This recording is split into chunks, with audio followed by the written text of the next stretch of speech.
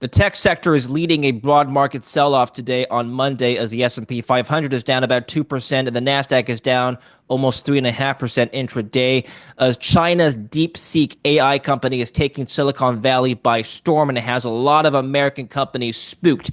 So DeepSeek is a Chinese AI company which just a week ago launched its latest AI model called R1. The model is supposedly on par, if not better, than some of OpenAI's latest iterations at problem solving.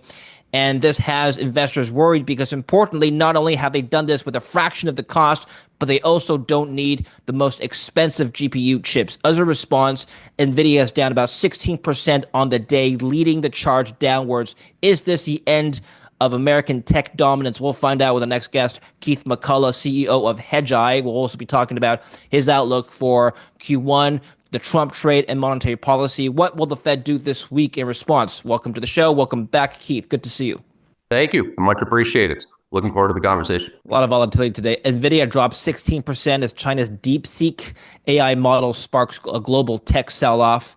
DeepSeek is a new open source AI model that is topping in number one of the App Store with a fraction of the budget as OpenAI, and some saying just as powerful, if not more. Well, what can you tell us about this tech sell-off, Keith? Is this a micro-related event, or is there something else bigger going on here?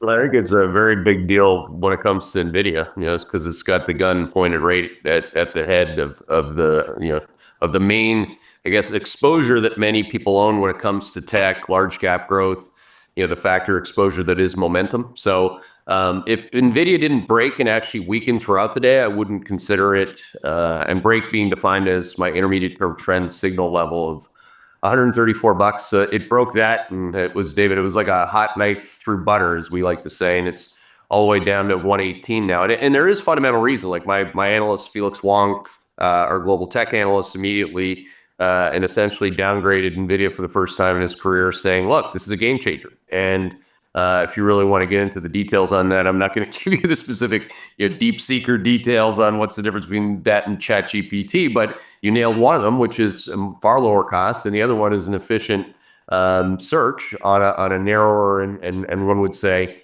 a more kind of expert field. So we've said, like, instead of just looking at the entire hospital with ChatGPT, you'd be asking specific specialists on what it is that you're asking about within the medical profession. Well, let's just see what some people are reporting on this and whether or not it's impactful to the markets long term. So DeepSeek launched a free open source a large language model in late December, claiming it was developed in just 2 months at a cost of under $6 million. We talked about that. The company released a reasoning model that is reportedly outperforming OpenAI's latest and many third-party tests. Mark Andreessen, tech VC, called DeepSeek's product one of the most amazing and impressive breakthroughs I've ever seen and a profound gift to the world. So the tech race between China and the U.S. is heating up. What does this mean for the tech sector overall, you think? I think generally speaking, there's probably a lot of opportunity. I mean, today, this is talking about super expensive GPUs from NVIDIA becoming much lesser of a cost in terms of people, having to have those chips, needing to have those chips, and we're having an ability to your point, just to create this brand new thing that everybody's excited about. And the other thing is that the next new exciting thing can be sensibly created quick and at a cost-effective way as well. So, Right. Technology is a broad sweeping term. Growth is a broad sweeping term. I think that you get a lot of other growth-related opportunities on sale today. But I'm not buying NVIDIA. In fact, on any bounce, I'd short it. Why short NVIDIA? I mean, it's the most expensive stock in human history. Let's just start with that. But I mean, that's not the real reason. I mean, that's just going to augment the view, which is you have a rate of change slowdown, as we like to call it, pod one or revenue growth, to begin with at NVIDIA. Before this happening today, revenues were going to decelerate throughout the year at NVIDIA. Therefore, we would say that it should show multiple compression off its most expensive multiple, like any mega cap has ever seen. So it's an expensive stock with growth slowing now is a huge competitive threat staring right at them that the market's taking quite seriously, and that's good enough for me. Let's just take a look at the heat map today. So as you've pointed out, NVIDIA down, Microsoft, bunch of chip stocks are down, AMD, Qualcomm. So if you look on the other side, Amazon down a bit too as well. Tesla down, Google down, Apple is up, and a bunch of comp stocks are down. Other sectors are relatively unchanged. So maybe this is just a chips and semiconductor sell-off today. It's not a broad market sell-off, if you can call it that.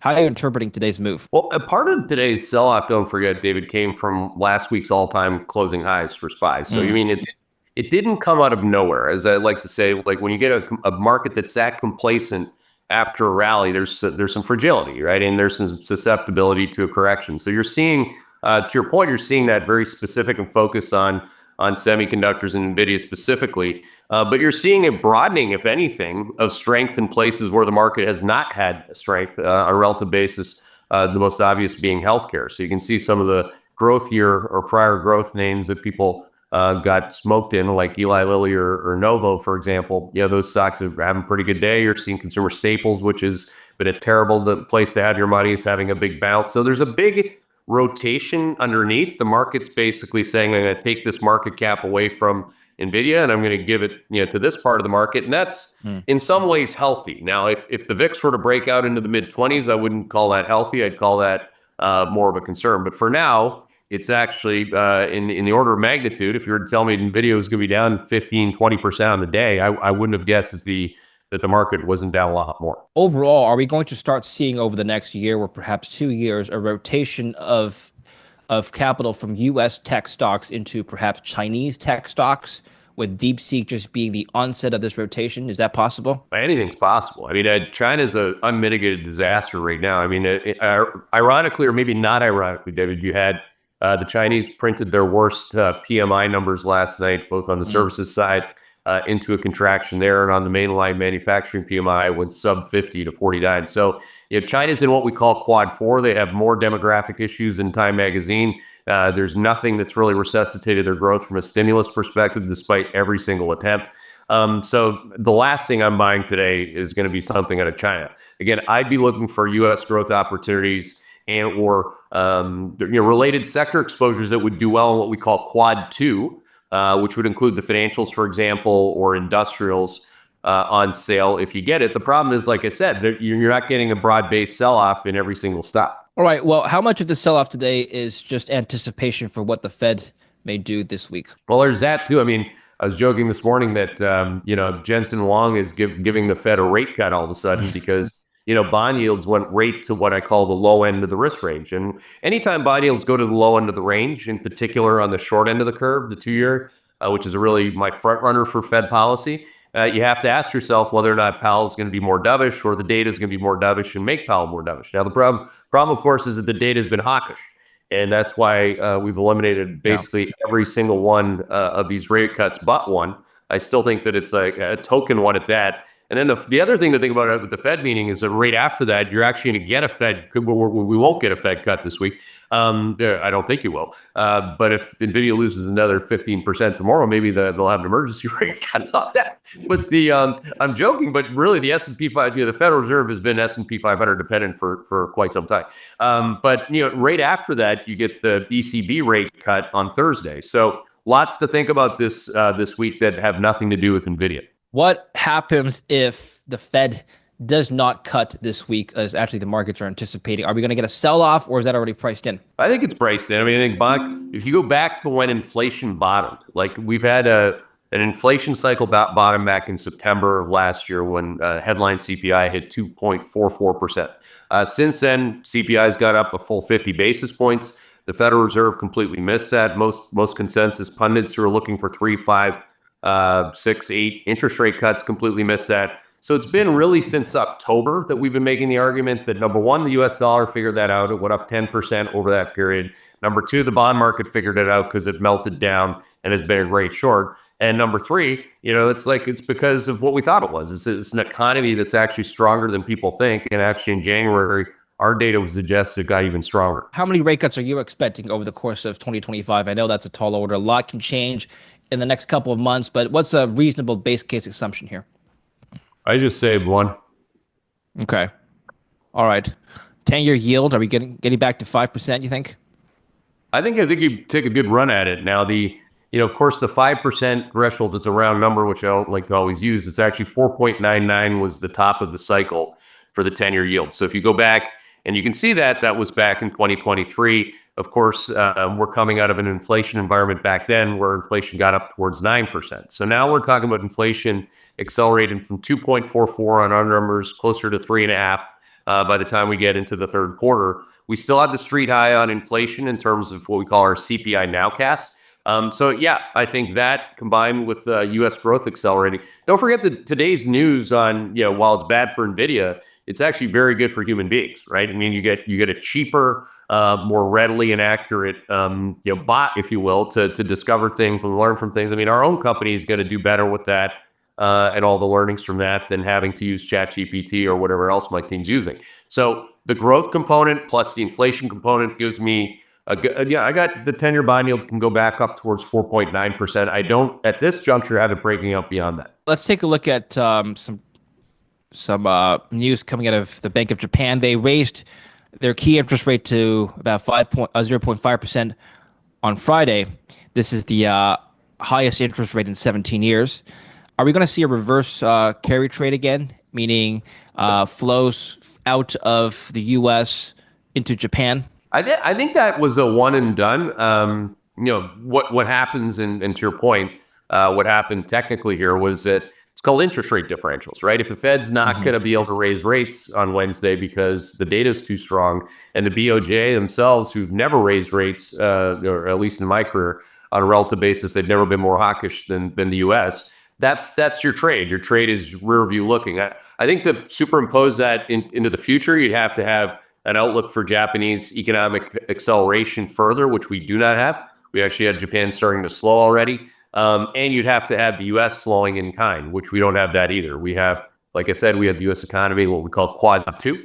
So that would be on the margin, from here, as opposed to looking backwards, which was different into the BOJ rate hike. That would be on the margin hawkish relative to yen policy. And stepping away from tech stocks and NVIDIA for just a minute, on the macro front, the bigger picture, are you cautious or optimistic about equities overall this year? What's your positioning or sentiment? We've been very bullish on growth as a factor exposure and momentum. So S&P Mo, SPMO, for example, or different growth categories that not everybody thought through post the we call them Trump trades or post the inauguration, like space. So, for example, an ETF of all things is called UFO that I'm long, and it might sound like crazy or whatever, but I don't care about that. I mean, we're long quantum computing, we're long growth where we can find it, and that can be consumer discretionary as well with XLY, for example, which obviously includes Amazon. Any growth story, we're willing to buy it. There's actually been a broadening of the rally into small mid-cap stocks. Mid-caps we like a little bit better right now. And at that level, I think we're very specific. Like we have, I think, 58 names right now on what I call my signal strength buy list, where my analyst likes it, and so does my signal. A lot of those stocks are what we call Quad 2 stocks. Like I said, financials have plenty of growth stocks right now that are working quite fine for us as well. Can you just explain what Quad 2 is? From my understanding, it's more of a risk on play. Am I correct? Yep. So we have our 4 quadrant model. Yeah. Quad 1, 2, 3, and 4. Quad 2 is when you have the rate of change of both growth on a year-over-year basis, real GDP growth, and inflation accelerating at the same time. Those are typically the most buoyant markets. Go back to 2021 when we called Quad 2. Things went completely haywire, obviously, with all the mid caps and meme stocks.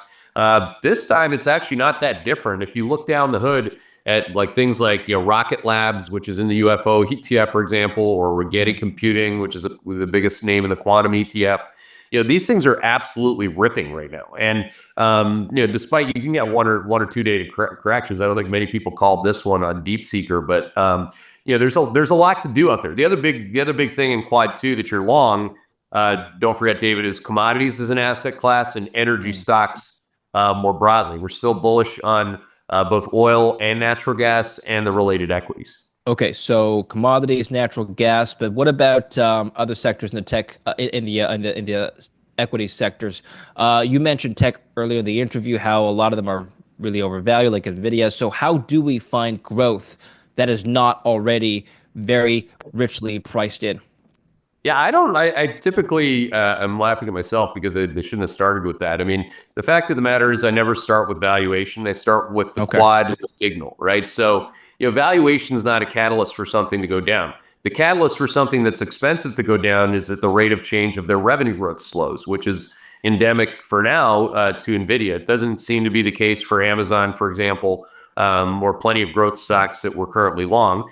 If our analyst gets it wrong and they show a deceleration in growth, then you're going to get absolute multiple compression. So, valuation, this is going to sound ridiculous too, but it's true, which makes it not ridiculous according to me.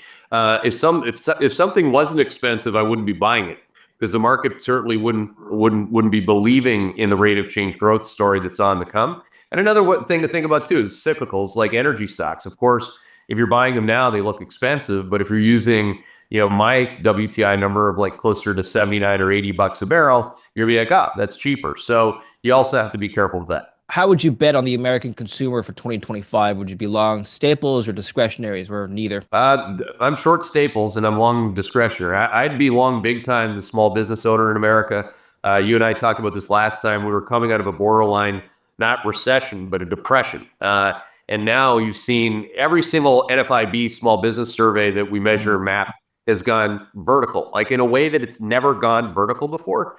Those are north of 99% of American businesses. They're almost half of the hiring. So there's quite a buoyant, like some people will say, well, look, that's just Republican. And I'll say, come on, man. Like a lot of people that run their own businesses do not like getting regulated. They don't like getting taxed. And they certainly they didn't like the environment coming into the election. We could show you plenty of data to support the curtailing or at least the delaying of hiring, CapEx, all these decisions. So, I do think that that's a bull case for small caps too. You just have to be careful on which specific small cap you're getting long. You've also written about Trump trades. So walk us through some of the Trump trades that maybe you haven't talked about in regards to some of his policy changes. And we're not just talking about taxes or fiscal reform here. We're talking about the deportation of illegal immigrants. So immigration policy is going to change. H-1B policies may change. Deregulation initiatives on the banking and crypto fronts. A lot is changing. Yeah, I mean, and in some cases, our best shorts are based on some of those changes. I mean, notwithstanding that I'm an immigrant, the immigration policy is not bullish for housing. I mean, we're short housing, ITB, we're short REITs, XLRE. I mean, the immigration that we had that was unstated, but known in this country was a huge buoy to plenty of housing demand that has since gone, and we also have obviously a view of higher interest rates. So there's that. There's RFK. There's the Fed on Wednesday, David, but there's also like the main show. This is going to be really interesting to watch RFK testify. Like he is not messing around with consumer staples companies, things that are bad for your kids, bad for your family. There are plenty of things, go down the line. I'm sure everything from PepsiCo to you pick at General Mills. There's a lot of crap out there that people consume that has any to sheriff in town. I mean, there's a lot of disclosure that needs to happen. You know this. This is a little different in Canada. It certainly is in Europe, where they already know the truth. So we're just waiting for somebody to have the courage to put their hand up and say it for our kids. So I think there's also plenty to do on the short side of healthcare. So a lot of the Trump trades, while they can be exciting, and I'm not really concerned about the tariffs in particular. That seems to be more of a tourist macro tourism type exercise. Yeah. There's plenty to be long and plenty to be short. What's your outlook for the yield curve and which sectors are most sensitive to changes in the yield curve? Yeah, we're long a steepener. The ETF for that is IVOL. So we've seen the curve go from inverted to positive finally. Tens minus twos today, I think, was at plus 34 basis points. But as you well know, as the curve continues to steepen, that would be a signal. In addition, we're long high yield credit, and spreads are tightening towards the tights. So that's an explicit, when you get a yield curve steepening and you get credit spreads tightening, that means that you're in quad two. Okay, that's the best environment for high yield, the best environment to be long a steepener. And it shouldn't surprise anybody if the yield curve pens minus twos, could be 50 to 75 basis points in the positive. So that's been a sneaky good position that's making money Urs on a day like today, where if you're as long as six, whatever the consensus portfolio, it's not a good day. All right. Well, tell us about your currency outlook. So the DXY is going to be stronger or weaker under Trump, at least for the first 2 years, you think? We think the first part of it will be strong. It'll be a continuation of the trend. Again, a lot of these things the market discounted and has been discounting the whole way. So into the election, out of the election, dollar strength, I think reflects a lot of different things. One big one, David, is actually having the courage to address the deficit. Now, there aren't many countries that are doing that, if any at all. So, you got countries that are being pushed around, Canada in particular, with Trudeau to resign post these kinds of deficit spendings and the social kind of inflation that people feel. But I think that this is going to be something that is going to surprise people, is that there's an ongoing strength in the U.S. economy, ongoing strength therefore, and also an inflation that will keep the dollar up, and Fed policy not in rate cut mode anymore. Do you think that capital flows will favor the DXY because of tariffs, or do you think tariffs will not have any impact whatsoever on currency pairs? It's always going to have an impact. It's not the mainstay of why I'm long the dollar. I mean, what you're finding around the world today is that the fiat currency experiment that is hundreds of years old is failing miserably. From South Korea, to what happened in Argentina. Obviously, you have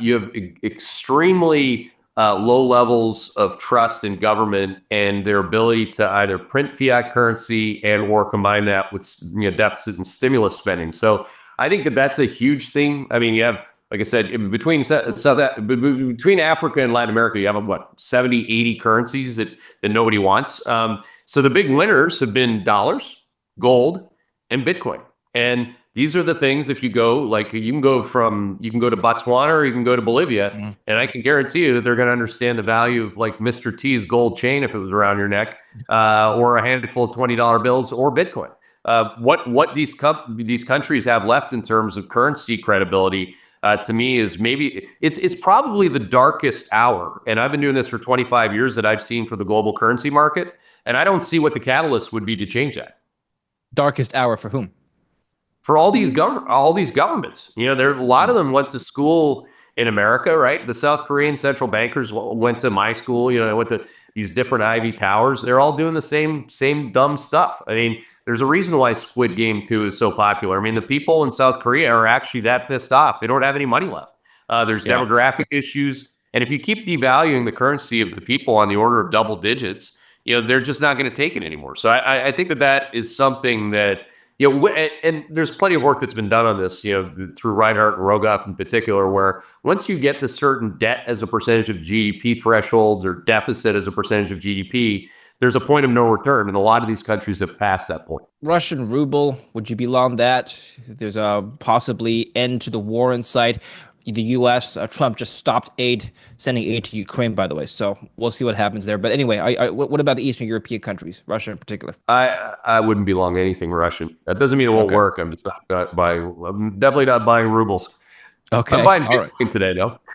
Yeah, okay, let's end on that. So you said that it's the darkest hour for some of these other countries, and a lot of these countries in emerging markets in particular are seeing high levels of inflation. They recognize gold, they recognize the dollar, they recognize the value of Bitcoin. Do we in an OECD country like Canada or the US recognize the value of Bitcoin? Is there a need for Bitcoin? How do you feel? Yeah, I think that there's an ongoing diversification exercise that's in play. I mean, I'm not the big, as you can tell, I'm not the Bitcoin maxi with laser eyes. I would never do that with anything that ticks. But that said, within the context of what I was outlining, the failure of the global fiat currency system, the failure of the elites, the failure of the state to tell you when and how you should spend your money and or how they can spend your tax dollars, I think that it's crumbling on itself. Now, it can only last so long. In Canada, again, they even let it go there for what? What do we have Trudeau for 9 years? That's a long time. And if you look at the other side of it, or the alternative, which could be Argentina, which we're also long ARGT, which is Argentina. What Milei has done is phenomenal. I mean, he routinely mocks these governments and all these bureaucrats, and he's cut out all the spending, are certainly a big piece of it. And other countries like Brazil don't get it. Like we're short Brazil, we're long Argentina, for example. Lula's going to run that place into the ground, just like Trudeau was trying to. So you have, I think that this is like Bitcoin's time to shine when it comes to the replacement value, or at least the alternative value of a currency than the local one that is being abused. You think Bitcoin will replace gold? No. I think it's a good kind of marketing for them, but gold is not Bitcoin, and Bitcoin is not gold. If you really love Bitcoin or a gold bug, I mean, I wouldn't try to conflate the two. I mean, they're different. One is the technology, and one is it's sitting right in my safe. I mean, I don't need to I don't need to simplify the complex by saying that two different things are the same thing, because they're not even remotely close to the same thing. Okay, so what's your outlook for gold then? Gold has been surprisingly strong, David. Given that it weakened as interest rates broke out towards the cycle highs, but since obviously bond yields have come back in and gold has recovered. Again, gold has proved most central banks around the world are accumulating gold.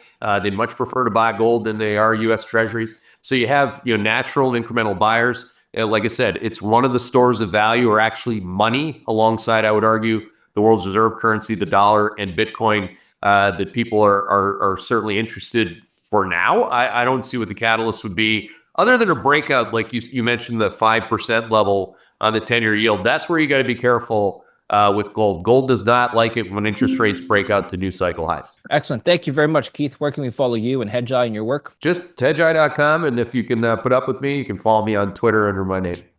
All right. We'll put the links down below. Well, enjoy your talk. As always, Keith, appreciate it. Speak next time. Thank you. Appreciate it. Thank you for watching. Don't forget to like and subscribe.